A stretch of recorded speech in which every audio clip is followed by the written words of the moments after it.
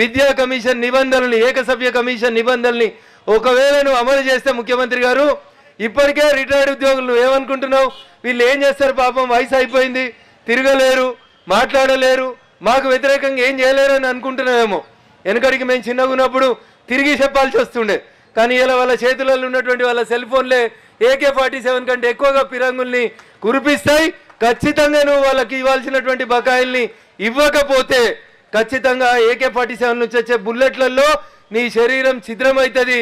మళ్ళా కాంగ్రెస్ పార్టీ అనేది రాష్ట్రంలో అధికారంలోకి రావడం అనేది కళ అనేది ఒక్కసారి రేవంత్ రెడ్డి గారికి ఈ సందర్భంగా ఈ వేదిక నుంచి రిటైర్డ్ ప్రభుత్వ ఉద్యోగులందరి పక్షాన ఒక హెచ్చరిక జారీ చేస్తూ ఉన్నాం.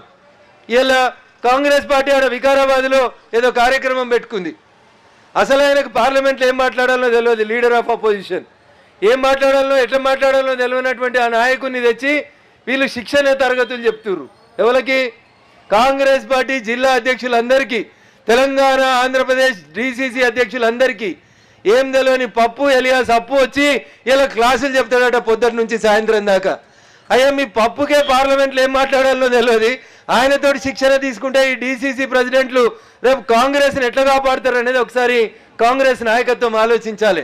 నిజంగా రాహుల్ గాంధీ గారికి, కాంగ్రెస్ పార్టీకి, ఈ రాష్ట్ర ప్రభుత్వానికి ఎవరైనా ఇంటెలిజెన్స్ వాళ్ళు ఇక్కడ జరుగుతున్నటువంటి మీటింగ్ వివరాలను అందజేస్తే, నిజంగా రాహుల్ గాంధీ గారు ఒక్కసారి మీరు ఎన్నికల కంటే ముందు, ఈ రాష్ట్ర శాసనసభకు జరిగిన ఎన్నికల కంటే ముందు, ఈ రాష్ట్రంలో జరిగిన వివిధ ఎన్నికల సభల్లో మీరు మాట్లాడిన మాటలు, మీరిచ్చిన హామీలు, మీరు నెరవేర్స్తామని చెప్పినటువంటి మాటలు, మా ధర్నా చౌక్ నుంచి ఒక 1/2 కిలోమీటర్ ముందుకు పోతే ఒక స్టడీ సర్కిల్స్ నడిచేటువంటి ఏరియా అశోక్ నగర్ ప్రాంతం వస్తుంది. ఒక్కసారి గాడికి రాహుల్ గాంధీ అప్పుడప్పుడు ఎవరికి చెప్పకుండా ఆడికి పారడైజ్ పోయి బిర్యానీ తింటాడు అని చెప్తారు. అయ్యా రాహుల్ గాంధీ గారు, నీ రాష్ట్రంలో కాంగ్రెస్ పార్టీ పాలిస్తున్న ఈ రాష్ట్రంలో మీ ముఖ్యమంత్రి గారి పనితీరు పట్ల నీకు విశ్వాసం ఉంటే అవ్వ బువ్వ ఉడికిందా అంటే 2 మెతుకులు చూస్తుంది.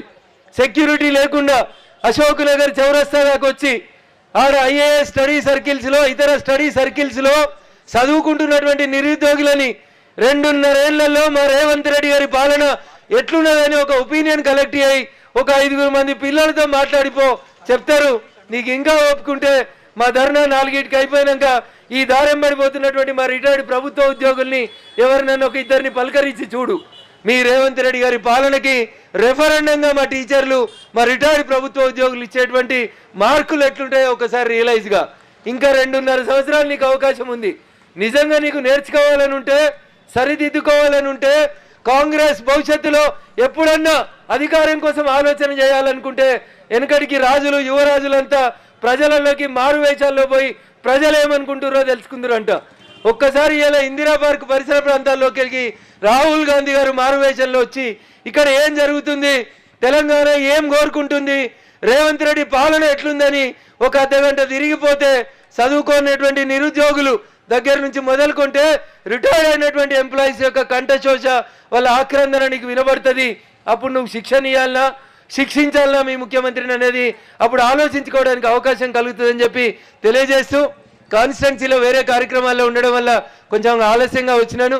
ఖచ్చితంగా రిటైర్డ్ ఎంప్లాయీస్ అందరూ కూడా రాష్ట్ర వ్యాప్తంగా చేస్తున్నటువంటి ఈ ఆందోళనకి 100% భారతీయ జనతా పార్టీ శాసనసభ్యులుగా, పార్లమెంట్ సభ్యులుగా మేము ఖచ్చితంగా మీకు సంఘీభావం తెలియజేస్తామని, మీ సమస్యలు పరిష్కారం అయ్యేంత వరకు మీ అడుగులో అడుగుగా నిలుస్తామని, నడుస్తామని తెలియజేస్తూ అవకాశం ఇచ్చినటువంటి వేదిక మీద ఉన్నటువంటి పెద్దలకి, ముందున్నటువంటి రిటైర్డ్ ప్రభుత్వ ఉద్యోగులందరికీ మరొకసారి శిరస్సు వంచి నమస్సుమాంజలి తెలియజేస్తూ సెలవు తీసుకుంటా ఉన్నాను. జై హింద్, జై భారత్.